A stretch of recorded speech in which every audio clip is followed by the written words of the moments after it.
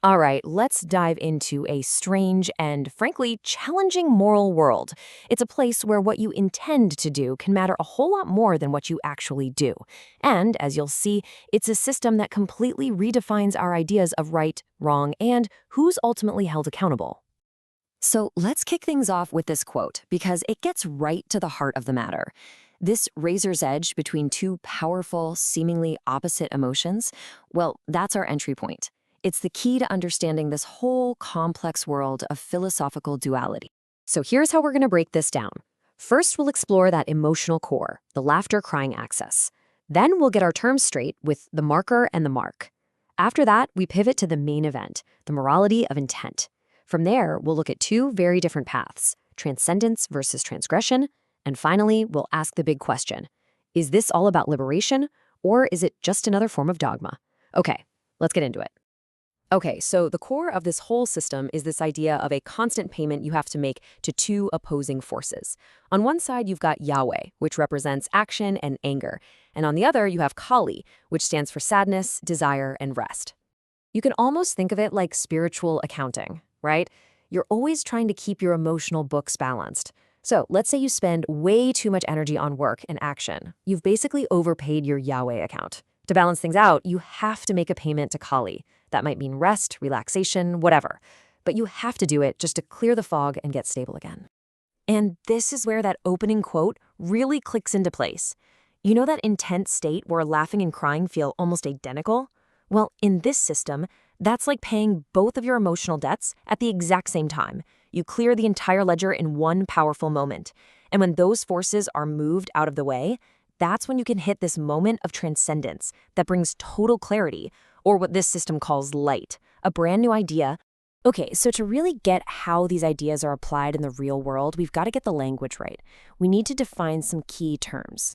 So first up is Kodesh. It's a fundamental concept because it sets up a hierarchy of service. In a modern context, think about it. Your bartender, your dungeon master in a game, anyone who's serving you within a given structure, they are the Kodesh, the so-called temple servants of that system. And this is a big one.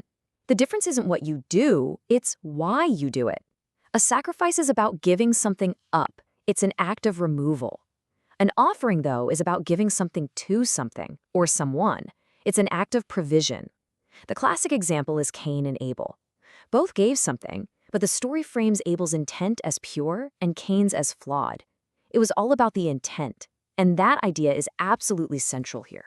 So this sets up a really fundamental choice within any system or social structure. To avoid being the mark, to avoid being defined, categorized, or acted upon by the system, you have to become the marker. You have to be the active agent who defines the terms for everybody else. All right, so how does all this lead to a philosophy that basically flips traditional morality on its head? Well, that brings us right to our next point. You see, it's a progression. You move away from what you should do. That's just a social construct based on laws and what other people think is moral. You even move past what you can do, which is just about ability. You move towards what you will do. In this framework, your pure internal intent is the only thing that guides your actions. All those external rules, they just become irrelevant. And this absolute focus on your own personal will, well, it creates this huge fork in the road. It leads to two very, very different paths for gaining insight, or what this system calls light. So path A, you could call this the internal path. It's a constant personal battle. It requires some serious self-discipline to regulate those payments to Yahweh and Kali. It's a constant balancing act to get those forces out of the way so you can achieve clarity for yourself. But then there's path B, and this one is way more radical. It basically asks, why go through all that internal struggle yourself when you can just outsource the cost? This is known as the Frankist model. And the core idea is that instead of balancing your own emotions, you intentionally create darkness, sadness, guilt, woe in other people. And this is the absolute core of it. The idea is that you can get the same light, the same brilliant insight, not by working on yourself, but by creating transgression in society. You make other people feel that sadness or guilt or desire, and you reap the rewards, the light, without any of the personal struggle. So how does this work in practice? Well, the methods are strategic, and they're psychological. It could be producing media that's designed to make you feel guilty or setting up situations that prey on people's vices. Let's talk about that symbolic tool, the plum drop. Have you ever had a leader say something that just makes your stomach drop with fear? That's it. It's a calculated move to induce fear, to put you off balance, and it gives the marker an immediate advantage.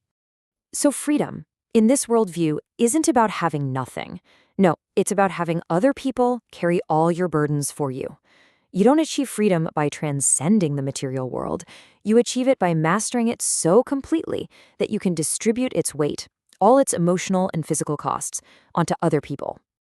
Okay, so what happens when this isn't just one person's philosophy anymore? What happens when it becomes an ingrained generational practice? It becomes a system passed down through generations. A group learns to master these tactics, they build their own infrastructure, and there's a golden rule. You never do this to your own people. Instead, you're taught to go hunt for blessings outside the group, strategically placing burdens on outsiders to build up prosperity for your own kind. And that really makes you ask, right? Is this some radical new form of liberation? Or is it just the oldest story in the book? The same old power dynamics that we've seen for thousands of years, just dressed up in new clothes. This chart lays it all out, side by side. It's so clear.